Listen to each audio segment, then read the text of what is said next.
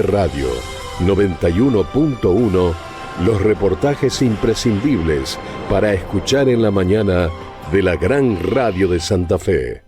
Bueno, dijimos que íbamos a tener una presencia muy importante y es una distinción para Aire tener en el estudio. Y usted me dice, ¿por qué? Y sí lo digo porque después de tanto tiempo de periodismo, uno tiene que reconocer a aquellos que hacen honestamente lo que debería ser algo que sería absolutamente normal, que se haga bien el trabajo por el cual a uno le pagan o el lugar que uno eligió para trabajar. Y el doctor Aldo Lurralde, que es el juez federal en Reconquista, que está desde ayer, bueno, desde el jueves fue nombrado, pero desde ayer está en Santa Fe subrogando el juzgado número 2, aquel que fuera de Francisco Miño, y desde el 2020... 2020, exactamente, desde que se jubiló. Gracias, doctor, por venir. Gracias, de verdad. Bueno, gracias a ustedes por la invitación. Recorrimos el estudio, doctor. Sí, muy bonito y muy moderno sobre todo, ¿no? Eso es importante y bueno, veo que también decorado con buen gusto. Ahí está. Yo voy a dejarle el micrófono un poquitito, si lo puede bajar usted. No, bajarlo, ahí está, un poquito más. Ahí está, ahí queda a la altura de... Bueno.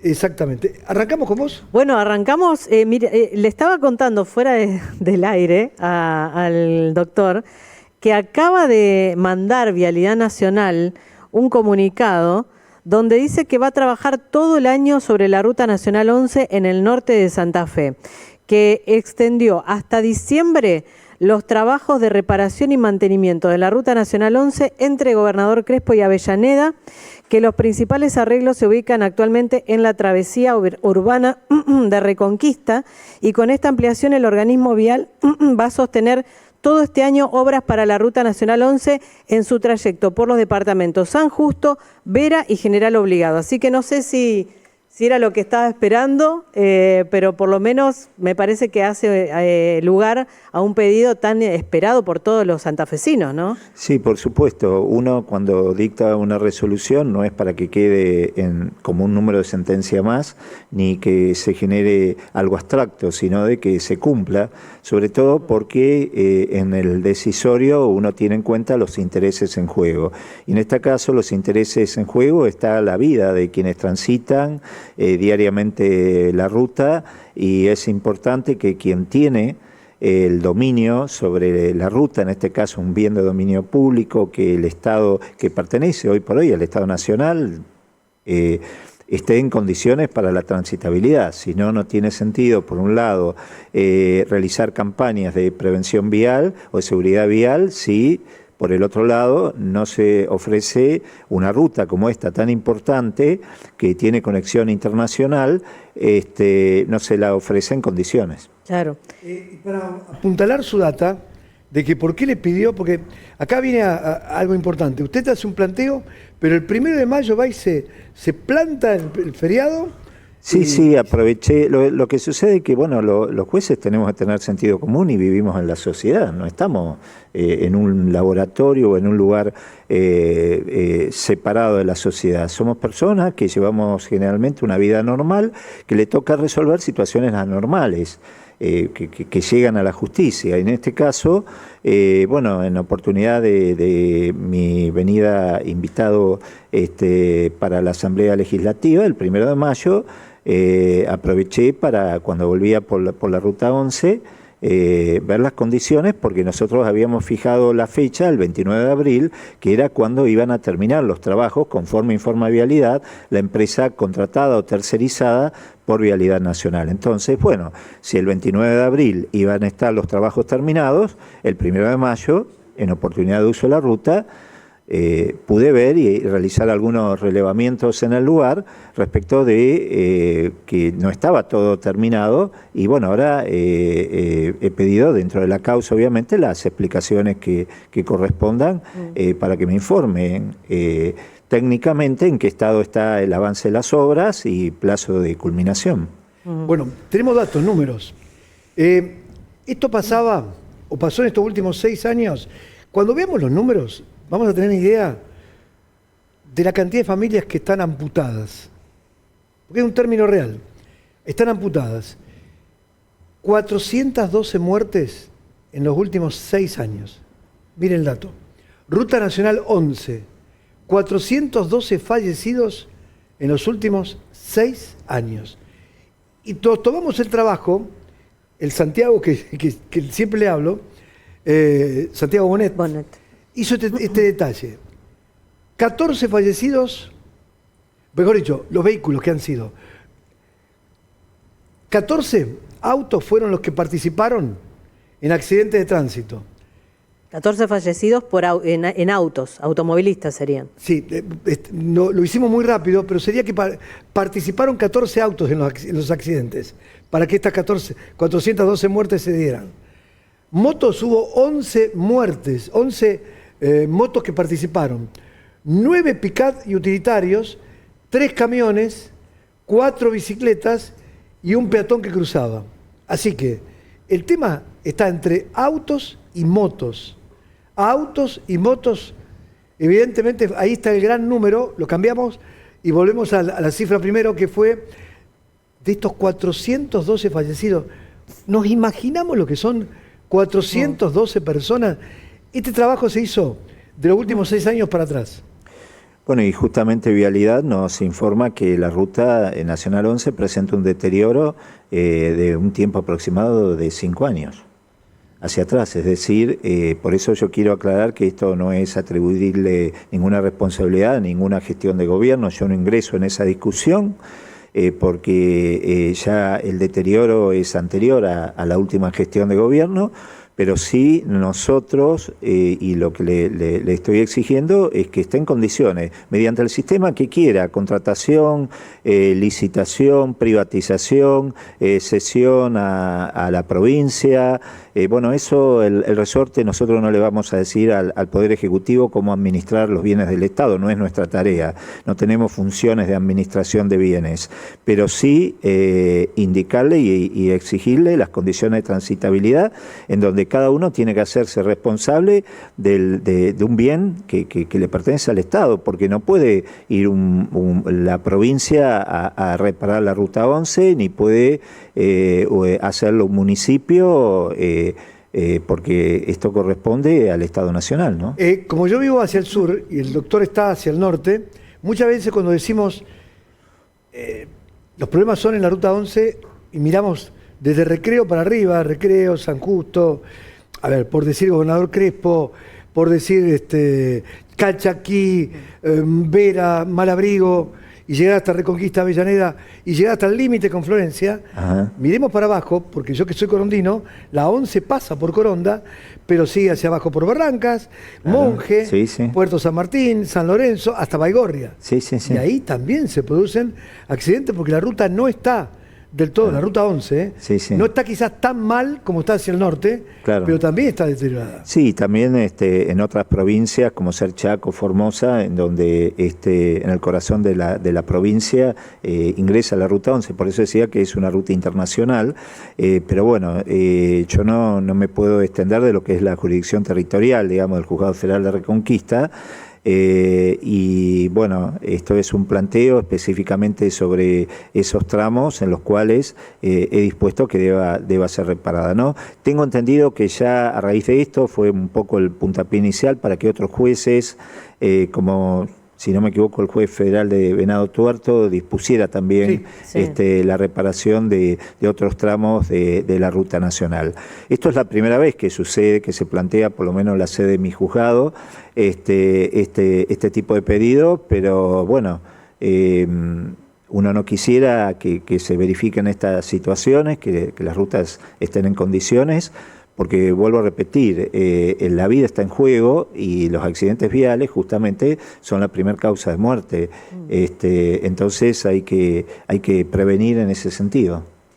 Doctor, tenemos para compartir, porque usted mencionó que vino para el 1 de mayo, en la apertura de sesiones ordinarias de la legislatura santafesina, el momento en que lo sorprendió cómo lo saludó el gobernador. ¿Lo quiere que lo veamos primero? Bueno, ¿lo vemos? Sí. El gobernador, cuando presenta a las autoridades que estaban presentes justamente en la legislatura y habla justamente del doctor Aldo Alurralde. Saludo al queridísimo doctor Alurralde y le agradezco que esté presente con nosotros hoy en este recinto. Usted realmente nos honra. Qué palabra, doctor. Sí, la verdad que es un gesto ¿No que... tenían trato permanente antes? No. No, nuestro trato siempre fue funcional, es decir, desde el momento que él era... Funcionarios. Claro, claro, cuando él era ministro de Seguridad tuvimos el caso de Corrientes, en donde un gobernador nos llegó al lugar del allanamiento. Y bueno, él estaba a cargo del Ministerio de Seguridad. Yo en todo momento no nulifiqué el procedimiento de droga, hallamos droga. De hecho, las personas que fueron allanadas admitieron, fueron por juicio abreviado, es decir, admitieron la culpabilidad. No nos hicieron ninguno de los planteos que en su momento nos había hecho este gobernador. Y mantuve el procedimiento, es decir, yo soy juez federal y puedo actuar en cualquier jurisdicción, en cualquier lugar. Puedo extender la competencia en materia de drogas, no en otros temas como amparos y todo lo demás. Entonces, bueno, de ahí tuvimos ya un diálogo de tipo institucional que se ha mantenido, sobre todo porque veo que coincidimos en muchas medidas que se han aplicado, pero que yo vengo pidiendo antes de esta gobernación, en otras gestiones, vengo haciéndolas públicas, que son medidas de control sobre las cárceles. Allanábamos 2 o 3 veces al mes distintas cárceles con personas detenidas por narcotráfico, en donde se volvía o se continuaba con el mal negocio de la droga. Y bueno, que se comience a tomar perfiles criminales y separar los delincuentes conforme al nivel de peligrosidad, la ley de federalización, la atención de la provincia del narcomenudeo, una medida que yo apoyé, inclusive lo hice público en artículos científicos, en publicaciones científicas, antes de esto, ya cuando estaba un proyecto de Lisandro Enrico, si no me equivoco.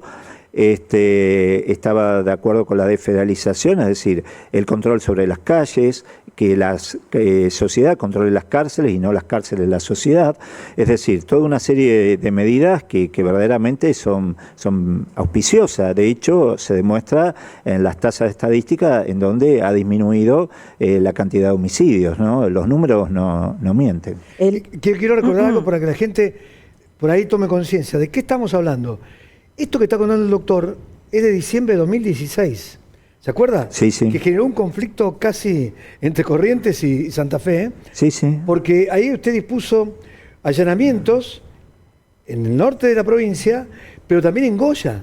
Claro, nosotros el año anterior habíamos ido con una fuerza federal a allanar al mismo domicilio y no encontramos nada. Esta vez la estrategia, esta vez no puedo dar fe porque si no estarían todos presos. Pero no, por supuesto, es mi deber, es lo que corresponde. Pero al año pudimos seguir con la tarea de investigación porque se cuidaron un poco y luego volvieron a las andanzas, como se dice en las viejas crónicas policiales, que volvieron a las andanzas, y fuimos con la policía de la provincia por territorio. No por la vía fluvial. ¿Me permite un segundito? Sí.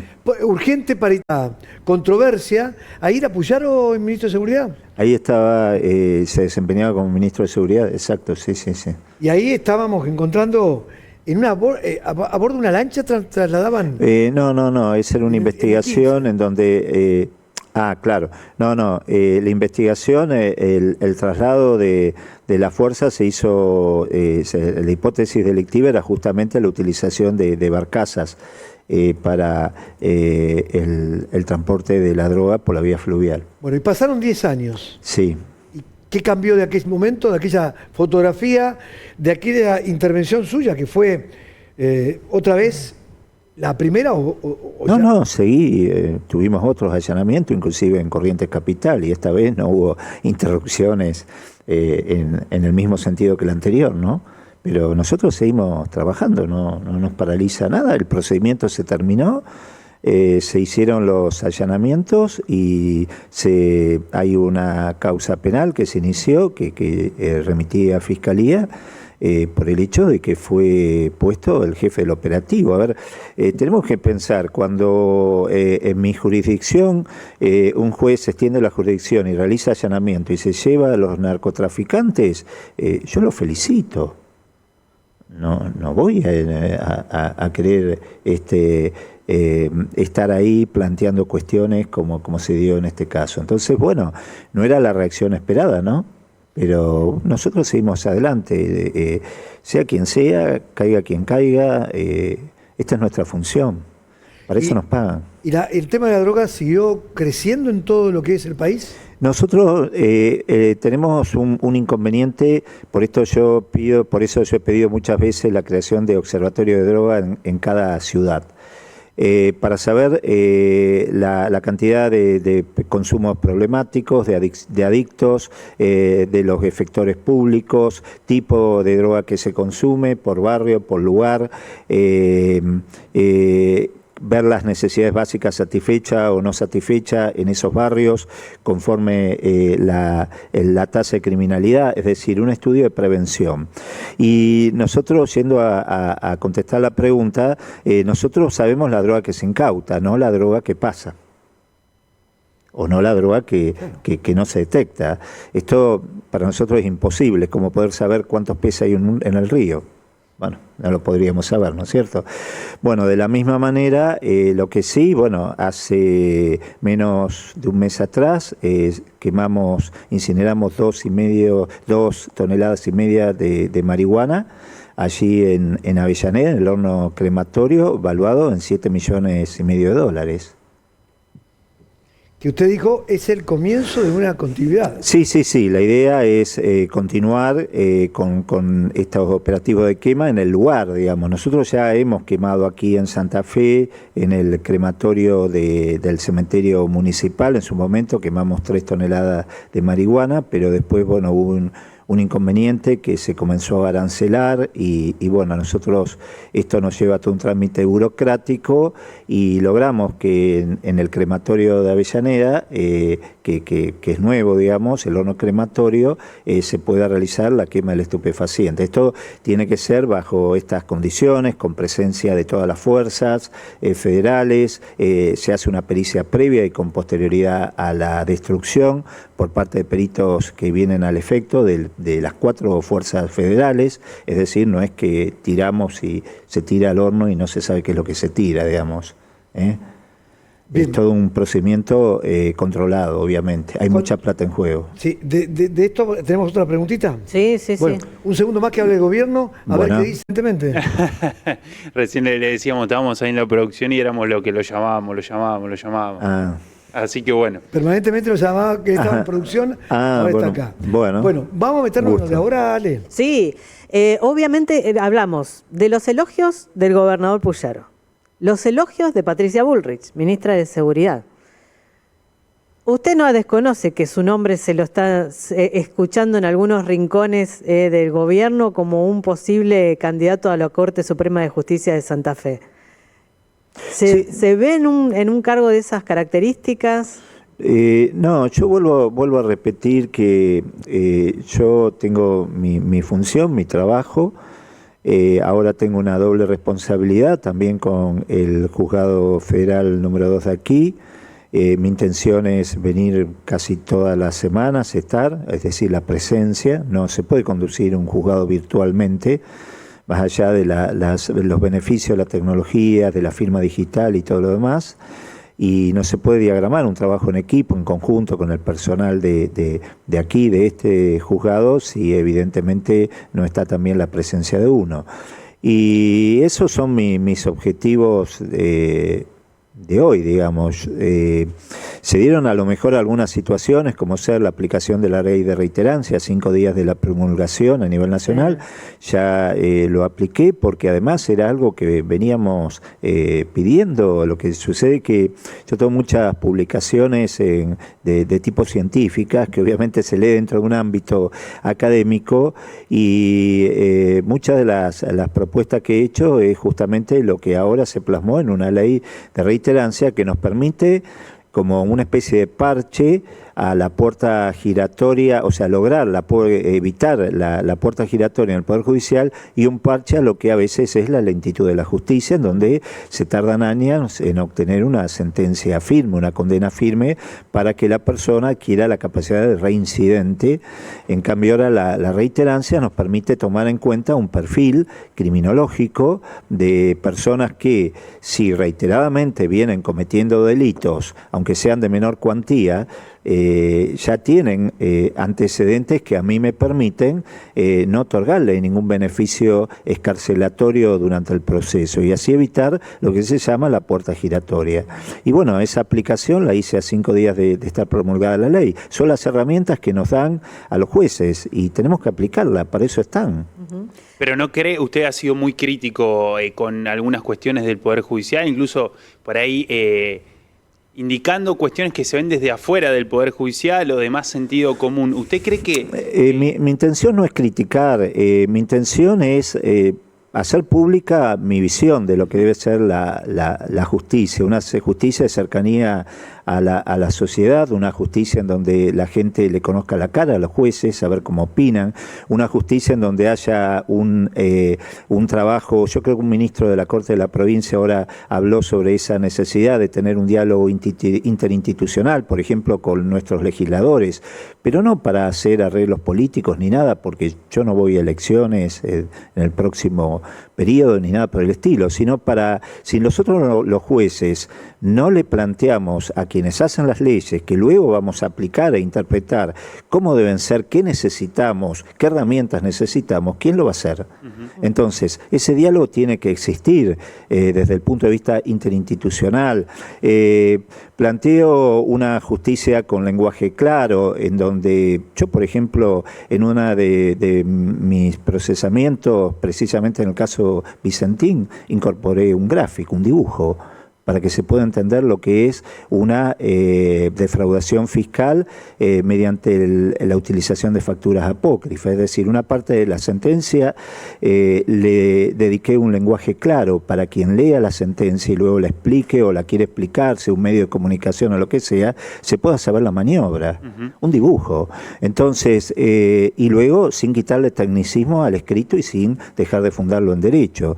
En eso se trata el lenguaje claro, que es una corriente que es importante porque eso acerca a la justicia a la sociedad, porque el proceso no es solo para las partes que están ahí, o abogados o técnicos o expertos en leyes. El proceso siempre y en definitiva repercute en la sociedad, porque si yo dejo libre a un delincuente, y vaya si lo sé porque soy víctima en lo que le ha sucedido a mi hermana, si la justicia no actúa, se genera impunidad y el delincuente suelto vuelve a cometer el delito cuando se siente impune.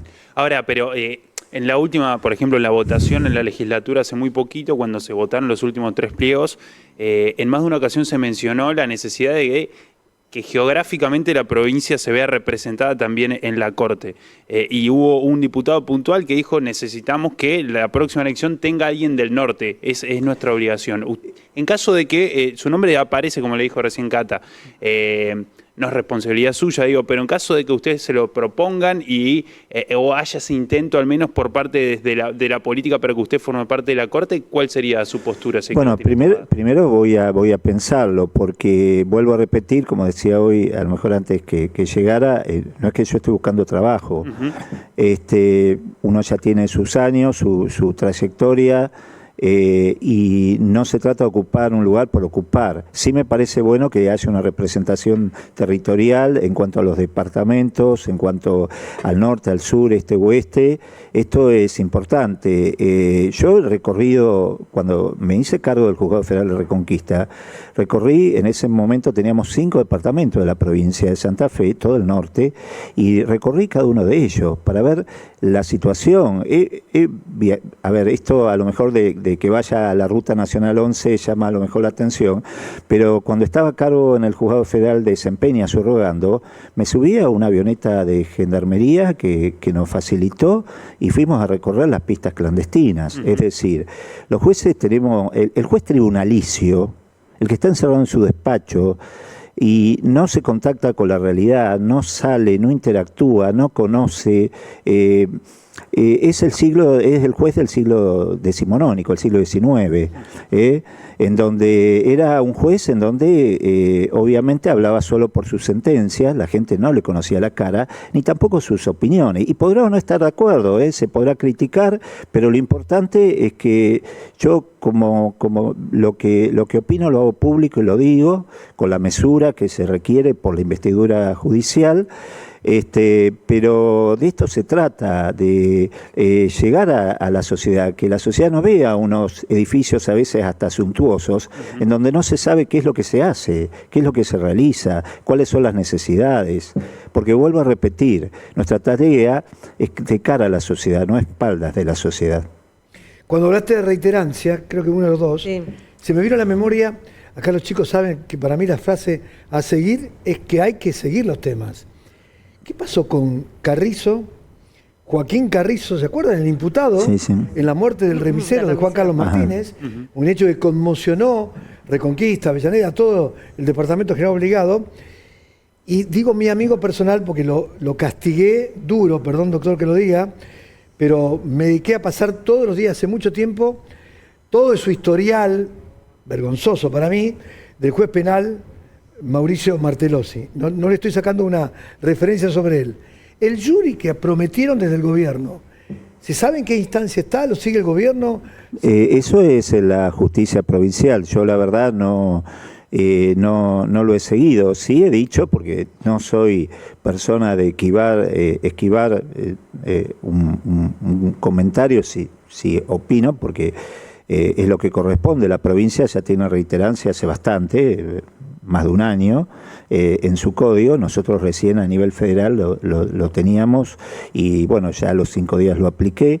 Y bueno, yo creo que el magistrado deberá dar las explicaciones, no me voy a meter en si son válidas o no son válidas, pero bueno, volvemos a lo mismo. La impunidad mata, la impunidad genera muertes. Cuando el sistema judicial no da una respuesta, el delincuente es como que la justicia nunca existió, si la justicia nunca le tocó un pelo, si la justicia nunca llegó para penalizarlo y a la vez que esa pena sea efectiva y que además se cumpla. Porque 5 años son 5 años, no son 4, no son 3, no son 2. Por lo menos esa es la matemática que me enseñaron acá en la Escuela Paso, ¿no? Un par de preguntas para el final. Sí. ¿Con qué se encontró cuando llegó acá? Claro, eso. Eso le quería consultar qué observaba al momento de tomar esta responsabilidad nueva, digamos. No, es todo un desafío. Yo no puedo hacer un análisis hace 2 días que estoy aquí. Es todo un desafío, pero mi intención es recorrer los departamentos. Hay departamentos que comprenden el Juzgado Federal. Estoy tomando contacto con la gente del Ministerio Fiscal. Luego estaré con la oficina judicial, es decir, para no tener un contacto vía correo, sino que nos conozcamos las caras, que podamos hablar, consensuar para un mejor desarrollo de lo que es el proceso, la parte formal, es decir, gestión. Esto es lo que muchas veces es importante que desde la justicia realicemos, gestión, movernos un poco. Vuelvo a repetir, estoy en contra de esa idea del juez exclusivamente tribunalicio, encerrado en su despacho, en donde solamente dialoga o se contacta con la sociedad o con las partes por la sentencia. La mayoría de los jueces lo hace así. Bueno, yo creo que esto es un cambio de mentalidad. De hecho, la Corte a nivel nacional ha entendido esto respecto de FAI fue uno de los iniciadores de esta cuestión de la relación de justicia y medio. De hecho, pudimos hacer un trabajo de investigación con periodistas de acá de Santa Fe y sobre la relación justicia y medios y el necesario diálogo institucional, porque nosotros tenemos que tener un diálogo necesario con los medios de comunicación, que son quienes actúan como intermediarios hacia la sociedad, pero el diálogo no significa que hablen bien de mí o que todos los días me feliciten, no, pueden no estar de acuerdo, pero sí es importante que nosotros salgamos a explicar, que podrá no estar de acuerdo con los decisorios, pero salgamos a explicar el alcance en un lenguaje claro que llegue a la ciudadanía y luego se verá. El juez es un árbitro y el árbitro no tiene hinchada. Doctor, se viene la reforma constitucional en la provincia de Santa Fe. ¿Qué justicia le gustaría que se garantice en la constitución de la provincia? Bueno, primero lo que hablábamos hoy, que es la representatividad que tiene que tener en la conformación de la Corte de todos los puntos, digamos, de nuestra provincia. Por el otro lado, o sea, que esté representado también el norte santafesino, el este, el oeste, que tenga suficiente representatividad, que se establezca lo que es el Consejo de la Magistratura como posibilidad, digamos, como órgano que luego se verá si es por quién es presidido, ¿no? Esas son cuestiones que darán los convencionales. Y también algo que yo en una oportunidad de encontrarme, que fue de visita a la vicegobernadora Scaglia al norte, que planteé es incorporar las cuestiones relativas a la perspectiva de víctima. Nosotros tenemos una ley de víctima en la provincia que he apoyado públicamente, de hecho he estado en las audiencias públicas, anterior inclusive a la última gestión de gobierno. He participado, he dado mi opinión en las audiencias públicas, en donde la mirada de los jueces y de todo el proceso no tiene que ser unidireccional, hablando solamente de los derechos que tiene el imputado, el delincuente, también los derechos de la víctima es importante, y esto se tiene que ver reflejado también en las decisiones judiciales. Es todo un cambio de mentalidad que se debe dar. Yo soy juez por el nuevo Código Procesal Penal Federal, juez de garantías, pero yo lo aclaro, yo soy juez de garantía del proceso y tanto de la persona imputada como de la víctima, no de una sola de las partes. Esa es mi visión. Doctor, ¿usted es de los jueces que no se amedrentra? ¿Que no tiene miedo? Yo he tenido amenazas en ruta, me han cedido con arma, en oportunidad justamente coincidió, no sé si guarda o no vinculación, nunca se pudo comprobar, con un allanamiento en una universidad nacional en donde fue condenado el rector, exacto. El de Resistencia. Universidad Nacional del Chaco Austral, en San Peña. Cuando lo siguieron con un arma, ¿le apuntaban? Sí, me apuntaron, me siguieron en la ruta. ¿Y qué sintió cuando le apuntaban? No, son momentos, a ver, en la vida... ¿Pero pensó que podían dispararle? Y sí, por supuesto. Primero, lo que hice es lo más común del mundo, que es acelerar, obviamente, porque uno en ese momento no reacciona, pero sí, iba solo, pero bueno, porque, a ver, uno por ahí tiene custodia, pero la custodia en cierta medida obviamente es invasiva. Uno, si yo voy al súper no puedo llevar la custodia ahí, y me explico, o sea, tiene momentos en donde usted necesita relajarse en ese sentido. No soy una persona que tenga miedo porque, a ver, aún usted estando en su casa puede que lo maten, como perdón la referencia al caso de mi hermana, aún estando en su domicilio. Entonces, si uno intenta cuidarse, no se trata de cuidarse, honestamente, bueno, solo Dios sabe el destino que tiene cada uno, pero uno no puede actuar con miedo. Si a mí me tiembla la mano, no puedo actuar. Me tengo que inhibir, no puedo ser juez. Es la realidad. ¿Hoy tiene custodia? Sí, tengo custodia, pero bueno, no las 24 horas, o sea, no, pero en ese sentido, yo con o sin custodia, mis decisiones, mis opiniones, mi modo de actuar es siempre el mismo. ¿Y ve un futuro distinto con este país en cuanto a la droga? Yo creo que esta es una lucha que hay que darla. Yo creo que... No sé si es desigual, yo creo que hay que darla, yo creo que los mecanismos, esto es el juego del gato y el ratón, ¿no? Y hablo en este sentido porque quiero que se entienda lo que uno habla, no quiero entrar en tecnicismos legales ni nada por el estilo. Se van reinventando, la pandemia nos trajo el envío de drogas por encomiendas, en su momento pedí que se hagan controles y denuncié la falta de controles en las encomiendas, en el correo argentino, realizábamos los principales procedimientos, porque claro, no se podía desplazar la gente, pero sí se podía desplazar la encomienda. Entonces, como no podían desplazarse transportando la droga, se enviaban encomienda. Tuvimos muchísimos procedimientos, hasta al lado allanamos y secuestramos droga en el seguimiento de una encomienda, inclusive al lado de Comodoro Pi, en Buenos Aires, en la oficina del correo de al lado, de Comodoro Pi. O sea, tuvimos... ¿Usted está diciendo eso, doctor? Sí. Una encomienda al lado de... Sí, iba, exacto. Sí, de la oficina de correos que está bien ahí al lado, ese era el destinatario. Lo que sucede que se buscó esa forma, o sea, la droga hay que desplazarla, no se puede enviar por correo electrónico ni virtual. Entonces, evidentemente, ese es el punto débil. Por eso, en oportunidad de la reunión con la ministra de Seguridad, yo lo que le pedí es un especial cuidado en lo que hace al control sobre las rutas. Hay que cerrar el grifo, como yo digo, es decir, por donde ingresa la droga.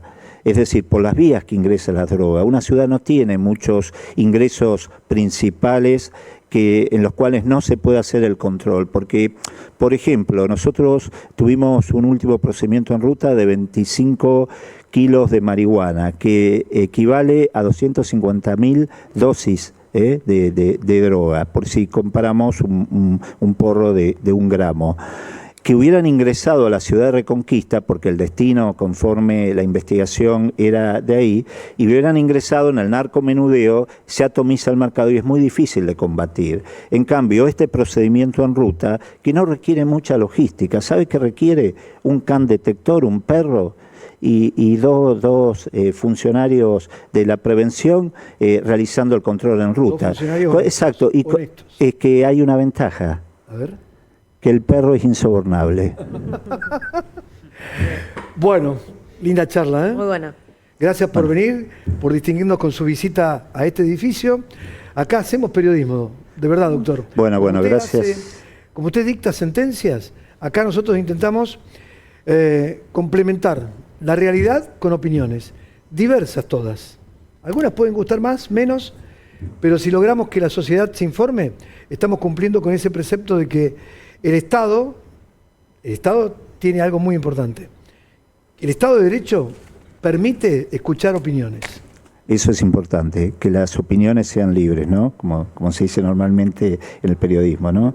Opiniones libres, hechos sagrados. Me están llegando muchos mensajes desde Reconquista. Nos están viendo por el canal 12 digital y 18 en analógico. Mucha gente lo está viendo en este momento, ¿eh? Bueno, un gusto, y ya estoy regresando a la jurisdicción. ¿Qué días va a venir por acá? No los tengo porque tengo que ver las agendas de las audiencias y pues también por cuestiones de seguridad no puedo decir los días. ¿Pero ya tiene algunos casos para tocar? Ya he tomado algunas decisiones, obviamente. Estuve firmando despacho ayer, hoy, ahora vuelvo al juzgado. ¿Con la virome caliente?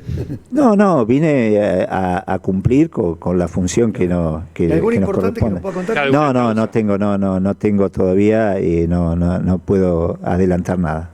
Si no, en su momento, o sea, obviamente yo no puedo decir ni qué estamos investigando, ni a quién, ni nada. Sí. Pero luego de producido el hecho y que tome estado público, yo no tengo ningún problema de recibir a la prensa y de explicarlo. Esa es mi mecánica de hace 15 años en el norte santafesino. Yo le dedico un momento a la prensa cuando está interesada para explicar aquellos casos que se ha hecho, porque,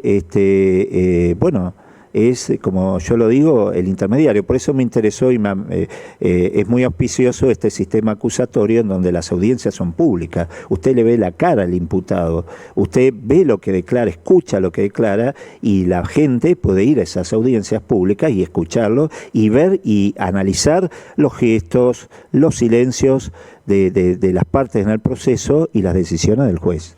De aquel jovencito que se recibió de Derecho Tributario, recordemos que es Sí. especialista, a este hombre de carrera larga, ¿pensó alguna vez en terminar, no terminó su carrera, pero de estar en un juzgado federal en su ciudad, en Santa Fe? No, pero puedo decir un poco, parafraseando a Facundo Cabral, me gusta andar por los caminos porque lo seguro ya no tiene misterio.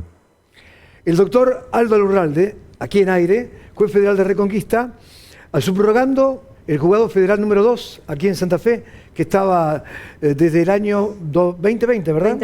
2020. Donde estuvo Francisco Miño y no tenía nadie en ese lugar.